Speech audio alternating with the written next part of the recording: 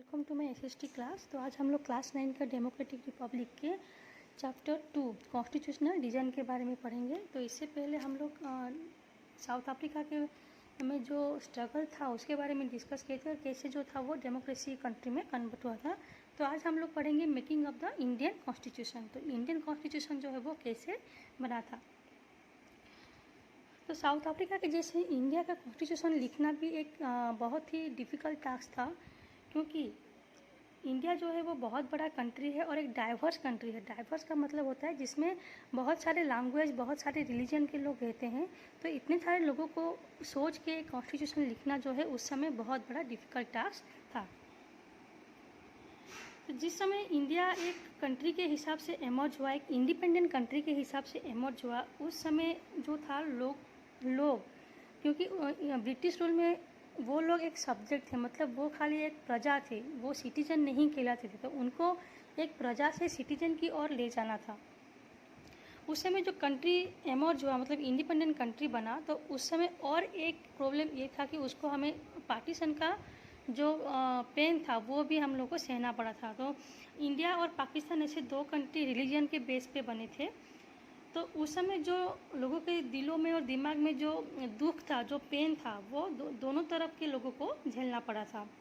तो उस समय दोनों ही तरफ, इंडिया और पाकिस्तान में 10 लाख से ज़्यादा लोग मारे गए थे due to the partition related violence. तो पार्टीशन के वजह से दोनों रिलीजन के बीच में बहुत ज़्यादा वायलेंस बढ़ गया था। उसकी वजह से लड़ाई झगड़ा में दोनों तरफ 10 लाख से ज़्यादा लोग मारे गए थे। और उस समय एक और प्रॉब्लम ये था कि जो इंडिया था उसमें कुछ प्रिंसली स्टेट भी थे। प्रिंसली स्टेट का मतलब होता है जो कि जिसमें किंग या फिर कोई राजा का रूल होता है। तो उस समय इंडिया में बहुत सारे प्रिंसली स्टेट भी हुआ करते थे। तो जो ब्रिटिश गवर्नमेंट थे वो उनके ऊपर ये छोड़ दिए थे कि वो जो है, जब जो न्यू कंट्री बन रहा है इंडिपेंडेंट इंडिया, तो वो उनके साथ मिलना चाहेंगे या फिर वो पाकिस्तान के साथ मिलना चाहेंगे या फिर वो ऐसे ही इंडिपेंडेंट स्टेट के हिसाब से रूल करना चाहेंगे। तो ये डिसीजन उनके ऊपर छोड़ा गया था कि वो क्या करना चाहेंगे। तो ऐसे में सभी प्रिंसली स्टेट को कन्विंस करके इंडिया के साथ एक साथ जोड़ना भी बहुत ही मुश्किल भरा काम था।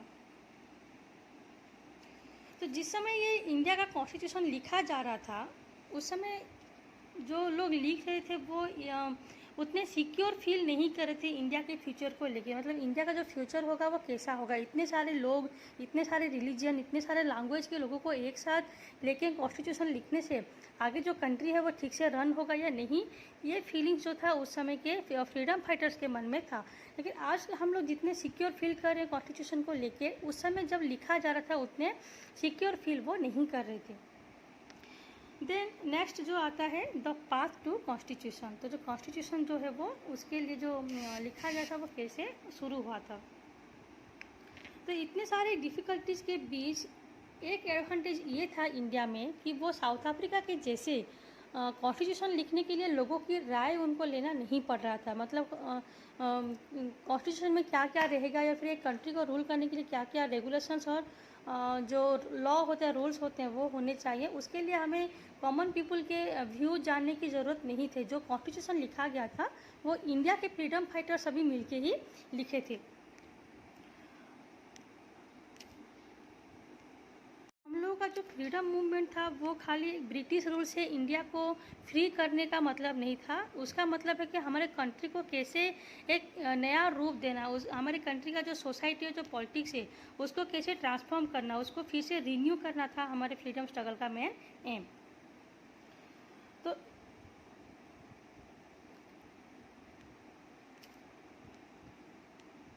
तो उस समय जब कॉन्स्टिट्यूशन लिखा जा रहा था, बहुत सारे फ्रीडम फाइटर्स के बीच में भी सभी लोगों का जो व्यूज था बहुत ही अलग अलग था कि इंडिया का कॉन्स्टिट्यूशन जो है वो कैसा होना चाहिए, जो कि आज भी हम लोगों के व्यू में देखने को मिलता है। इतने सारे डिफरेंस के बावजूद भी कौन सा आइडिया, मतलब कुछ बेसिक आइडिया जो कि पूरे कंट्री के लिए सही होता है, उसको ही लिया गया था। तो 1928 में मोतीलाल नेहरू और बाकी के 8 कांग्रेस लीडर मिलके कॉन्स्टिट्यूशन के लिए एक ड्राफ्ट प्रिपेयर किया था। तो ड्राफ्ट मतलब उसका जो मॉडल होता है कैसा रहेगा वो प्रिपेयर किया गया था। उसके बाद 1931 में कराची में जब कांग्रेस लोगों का मीटिंग हुआ था तो उसमें वो रिजोल्यूशन दोनों तरफ जो जितने भी लीडर्स थे उसमें रिजर्वेशन पास हुआ था।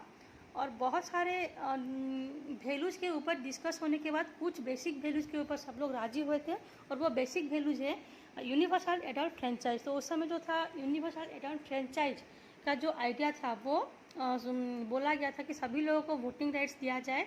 Then right to freedom and equality, सभी लोगों को फ्रीडम का राइट्स मिले एंड सभी लोग जो है लॉ के सामने एक बराबर रहें, all are equal before the law. And जो राइट्स ऑफ माइनॉरिटीज़ होते हैं, जो लोग की माइनॉरिटी का मतलब है जिनका जो संख्या होता है, अमाउंट होता है, पॉपुलेशन होते हैं जो कम होते हैं, उनको बोलते हैं माइनॉरिटी। तो कुछ माइनॉरिटीज़ के जो राइट्स होते हैं उनको सिक्योर किया जाए, प्रोटेक्ट किया जाए। तो ये सब कुछ बेसिक वैल्यूज़ थे क्योंकि उस समय सभी लीडर्स इसको एक्सेप्ट किए थे, और उसके हिसाब से ही कॉन्स्टिट्यूएंट असेंबली जो उस समय मीटिंग बुलाए थे, इस आधार पर सब लोग राजी होकर कॉन्स्टिट्यूशन लिखने के लिए हामी भरे थे।